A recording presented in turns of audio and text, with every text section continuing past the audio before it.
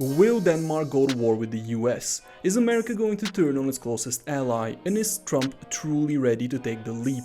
Today on European Affairs, we discuss the event that might kick off the European century of humiliation, and that is to say the idea that the US will attempt to take Greenland away from Europe. An event that would lead to the first territorial loss of the European Union in recent history. Well, I suppose unless you count Brexit, but that's a whole other deal. Now I know this has been discussed by many commentators and YouTubers, and everybody's talked about Greenland so far, but everybody talks about how the US is going to take Greenland, as if they can just waltz in and take it at a moment's notice. I am going to discuss the European point of view. What's Europe going to do? What can Europe do? And what will Europe do in the situation in which the US attempts to take Greenland? Now first we have to actually discuss what the situation is and whether the US is going to take Greenland and how it would actually approach it. And we're going to start by the simple question and answer, which is, does the US want Greenland? And the answer is, well, yes, because Trump said so. He literally said that it's critical for US security and defense. And it's not just that, but there's a historical precedent here. The US has tried to acquire Greenland going as far back as the 19th century. At first there was poor domestic support, and then Denmark offered Greenland to the US in the First World War. The US declined, and it instead bought what's known today as the US Virgin Islands, but it bought it from Denmark, so there's already a historical precedent to the US acquiring territory from Denmark. Then Truman tried to buy Greenland again in the Second World War, and he was rejected. And we get to modern times when Trump declared that he wants to take Greenland again. But what do Americans say? What does the administration say? Well, the messaging is pretty mixed at best. Trump does say that he wants Greenland, but he says he wants to strike a deal. He says he wants to essentially buy Greenland in some way. What's become a bit of a point of contention is the fact that Trump has said that he doesn't rule out a military intervention. He was asked and he said he doesn't rule that out. But that's also it's a bit of a double-edged sword here, thinking that he might actually send in the army, because if you've ever read The Art of the Deal, and if you know how Trump approaches these things as business, as basic trade and business, you will know that in a negotiation you do not reveal how far you're willing to go, because that would put you at an immediate disadvantage. So the fact that he doesn't say that he doesn't rule out a military intervention doesn't necessarily mean he has decided that there's going to be one. And the rest of the people in his administration, they also lean more towards a deal. Their rhetoric is more about buying Greenland, but they also have not explicitly stated about ruling out a military intervention themselves. They haven't mentioned it, they haven't referenced it, but they also haven't ruled it out. Recently, it became a bit of an incident that a specific woman who is the wife of Stephen Miller posted a map of Greenland with the US flag on, and it was right after the US went in Venezuela and kidnapped or arrested, depends on your point of view, the president of Venezuela, Maduro. They flexed their muscles, they showed that they're capable of going into a territory they want and taking what they want. And right after that, she posted that map of Greenland with the American flag. And people made a big deal out of it, and she is a podcaster, and she's the wife of the deputy chief of staff of the White House, but she is the wife of the deputy chief of the White House and a podcaster. That doesn't mean official US foreign policy in some way. Something that leans the other way, back towards, actually buying it rather than a foreign intervention, is the fact that Trump appointed the governor of Louisiana to be a special envoy to Greenland. Now, if you know Trump, and if you've been following him since 2016, Trump is very much into symbolism. He loves symbolism, and he's pretty direct with it. Now, the governor of Louisiana is related to, obviously, Louisiana, the state that was bought as part of the Louisiana Purchase from France. So this is quite a bit of a symbol that Trump aims to do the same, to purchase Greenland in some way. However, it's quite unlikely that Trump will get an offer to buy Greenland, because Denmark isn't exactly poor. It's the 9th richest nation in the world, one place below the US going by GDP per capita in 2025 according to the IMF. And it has a 31% debt to GDP ratio. That's really low. So it's not really strapped for cash, it's doing pretty well, and it doesn't have any need to actually sell its own territory off, similar to how it was in World War I when it really needed the money. So a more likely scenario is one where the US tries to influence the citizens of Greenland and tries to push for this annexation. There's a sort of a precedent here, because in modern times the way to take a territory is to claim that you're defending your own citizens or a faction that supports you on that land, such as, what Russia did, what Turkey did in Cyprus, and many other similar situations. And there is already kind of official information by Denmark that there's a so-called influence campaign going on in Greenland that is linked to several Americans. They state that these Americans are active in Greenland and they are sort of creating a list of potential backers for annexation by the US and a list of potential enemies to Donald Trump.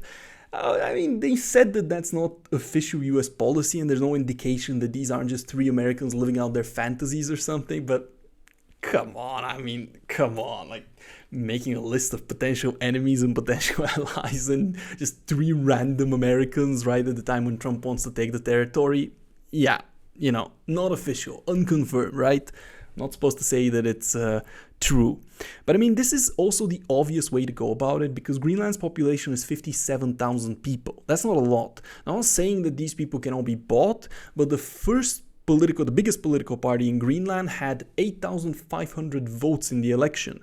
And a party that had 4,200 votes had 14%. That's a significant political faction.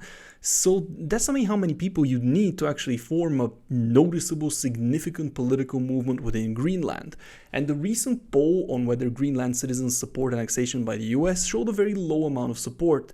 But that low amount of support was still 3,500 people, so they're already halfway there. It wouldn't require a lot of effort to achieve, those 9,000 people in order to become the first political party in Greenland over the next couple of years. And if the US knows how to do something, it's how to infiltrate and acquire assets. It's very good at that. So that leads us on to the next question of how much would the US commit to Greenland? How much is the EU actually going to have to fight? And the answer to that question is actually quite simple because it's a lot. Greenland has a ton of rare earth minerals, it has a ton of minerals and resources, and the largest supply of yet unused gas and oil in the world, which is extremely important in the current trade war. Not just that, but it has a great trade route, and trade routes are something very important right now in the war between the US and China in the sort of new Cold War that we have going on. So it's a great important battlefield, the Arctic Circle. And Greenland has very good access to the Arctic Circle because currently Russia has by far the best access to the Arctic Circle. And China has been assisting Russia in its war in Ukraine, largely in exchange for that access to the Arctic. Some people say that that's even the whole goal of China in supporting Russia in order to force it one day to give that access to the Arctic Circle over to China in exchange for, for its support. And that does make Greenland sort of a critical aspect of US foreign policy because it does represent just so much within this conflict. It does represent a gateway and a critical juncture in one of the most important places in the future for any sort of conflict. So with that in mind, let's ask the question of what we're here for, which is what is the EU going to do about it? Well, the EU has its own defense clause, which is Article 42.7 of the TFEU, which is to assist a member state that is under attack using all the means and resources at the disposal of the member states. Now, this would be triggered if there's an attack on Greenland. The European Commission has already said so, but there's no real guarantee that every European nation is just going to show up with its entire army and all its resources in support of Denmark and Greenland.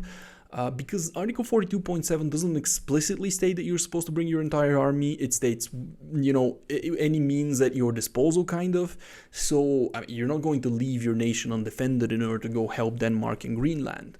And that goes especially hard for nations in Eastern Europe because, what's Lithuania, Estonia, Finland, and Latvia? What are they going to do? They're going to just send all their troops over to Greenland and let themselves be taken over by Putin by just waltzing in some troops in their capital? That's not going to happen. Neither is Greece going to leave their borders open for Erdogan in exchange for defending Greenland. Obviously, that's not going to happen. And a lot of countries such as Hungary, if Orban is still in power, are unlikely to choose the EU over the US. Poland is quite in doubt. They usually tend to half and half between the US and Europe.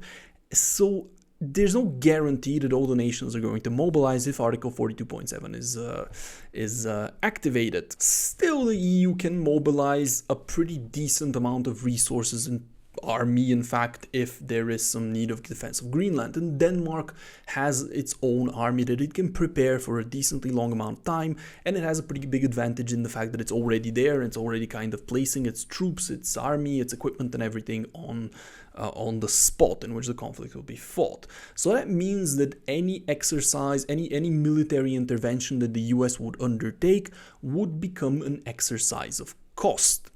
The thing is, there's no way the EU, first of all, there's no way the EU is going to get UN sanctions or any sort of sanctions like that on the US, because the US has a veto in the Security Council, so that's out of the question. It can't give its own sanctions. There's going to be some sort of trade war if it ever comes down to that, or even in the phases before that, but they're not what's important here. The fact is, a conflict, an outright conflict, would be very costly for the US. China would leap at the opportunity to do the exact same thing it did with Russia and Ukraine, where it backed Russia, it let Russia absorb US pressure, and it bled the US of its resources and its manpower and its legitimacy by letting the war go on for longer than it should have, because China's just pouring in support after support. It would do the same thing to Europe if it could. That would be like an amazing opportunity for Xi Jinping. And Russia would also likely see it as an opportunity, because its two biggest enemies and its deterrence against Ukraine would just instantly crumble. So, I mean, then Russia can probably just walk in and take over whatever the hell it wants. Or it can sort of ally with Trump and do a hammer and anvil maneuver where Trump is coming in from one side and Putin's coming in from the other. I gotta say, this is pretty unlikely, but like, it's still a great opportunity for that to happen if it does happen. And not just that, but there's gonna be a huge domestic cost for the US. I'm not even going to say about the Democrats and like about the left wing in the US, which is going to be extremely opposed to this, but right-wing supporters of Trump were quite against any military intervention in Iran and Venezuela, which have ideological differences, which have like an animosity to the US and all that stuff. I mean, can you imagine how a war with Europe is going to go down? It's going to go down badly among his own supporter base. And the longer it goes on and the less it goes on without a victory, the worse it'll get. So there's a pretty big cost here. That means that Europe doesn't really need to fight a prolonged war and win. It just needs to wait until the US loses just by internal factors. And that just means it has to prevent a quick takeover of the island, or something like what happened in Venezuela. Just bomb all the systems, go in, take the leaders, and take control. And it absolutely can't do that. In Afghanistan, Kabul and generally Afghanistan fell within about 5-6 weeks, and in Iraq it was somewhere between 3 to 6 weeks, depending on whether you count, Baghdad, or whether you count the rest of the territory. And Iraq, as far as I could find out, and it wasn't very easy to find out, but its military budget was something like $1.2 billion. And I counted sort of the budget of 11 Western countries that are most likely to support Denmark in case of an invasion. And the budget there is about $260 billion. I mean, even accounting for inflation, that's like hundreds of times more than what Iraq had. And it held off the US for 5-6 weeks, for like a month and some. So, and we have advanced military tech, and there's drone warfare, which is just generally slower than conventional warfare. So the EU absolutely can hold. It can hold off long enough for a US offensive to become much too costly. And even if it can't bear those UN sanctions and NATO intervention and all that stuff, EU pressure, China pressure, Russia pressure, and all those other things would really add up and would really start adding up.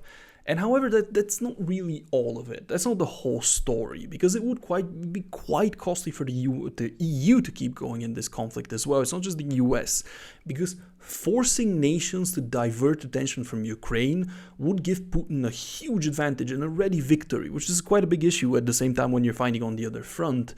And if the EU is forcing nations to choose between Europe and the US, that's just going to create a huge divide. That's going to create a lot of issues. Nations such as Italy will have a really tough time in choosing. And finally, if the EU wants to truly pressure the US, if it really wants to press on Trump, it would need to entertain the possibility of leaning towards China. And that has a very high long-term cost. That's a very risky move. It'll be the same thing as Russia is doing in Ukraine, which is they're going to have to pay for at some point. Europe would have to also pay for that at some point. So that's what we're likely to see here. A series of escalations, of provocations, of all these tests of will that the EU will be faced, where it will either back down and there will be dissent and there will be issues, or it will hold strong and it will exercise its advantage in actually controlling the territory of Greenland, and in this being a very, very risky and costly maneuver for Trump to undertake. So this is quite a contest of will for the US, for the EU, in fact, if the US goes ahead with any of this. Therefore, we are most likely to see this series of escalations. Is the EU able to do that? I doubt it. I really doubt it, because the way I see it, the point at which it will come down to is whether the EU is willing to entertain alliance and leaning on China. So I gotta say, this is a terrible option. This is awful. This is like a huge cost. This is something that the EU should never really do. But if you're not willing to entertain that, that's a nuclear option, right? If you don't have a nuclear option, that means there's a limit. And that means the US just has to push you to that limit. So the nuclear option has to be there. It has to be in consideration. And I'm not sure the EU leaders are willing to go that far. I think they'll back down. I personally think that Trump might not be able to buy Greenland, but he might be able to buy some sort of unrestricted access to Greenland or something. I don't know exactly what it's going to be like. I'm skeptical, but these are just kind of prophecies. They don't mean anything. They're just my opinion. Honestly, I think I've outlined quite a picture of what will decide the fate of a Greenland in the future. And just to sum it up, that comes down to like the bluffing, the building up of forces, whether the US is going to build its case for any sort of military intervention with its influence campaigns, how far the US is willing to go, how allied the EU will be, and how far the EU is willing to escalate, and how much our limit is. As I said, those are the points where it will come down to, I believe. And I think it'll come down to the winner will take all, depending on who wins this kind of contest of wills, without even a single gunshot being fired. I really hope so. I mean, you don't want to see a war between the EU and the US, regardless of what's happening. So I suppose that's it. Thank you very much for your attention, and I hope you found this video interesting. I hope you find any of these videos interesting. As I said, I'm starting this new channel to bring about the European point of view and a little bit about all this information and geopolitics from a European perspective. So consider subscribing to my Patreon so I can keep doing these. Consider subscribing to the channel, liking and commenting on these videos in the early days of the channel. I really, really, really need all the support that I can get so I can keep making better content, more interesting content. I can see your feed, and I would be very much interested in your feedback about what kind of subjects you'd like to hear, what you think I got wrong, what you think I got right, just anything pretty much, please. Any support is appreciated. So thank you very much, and I'll see you next time.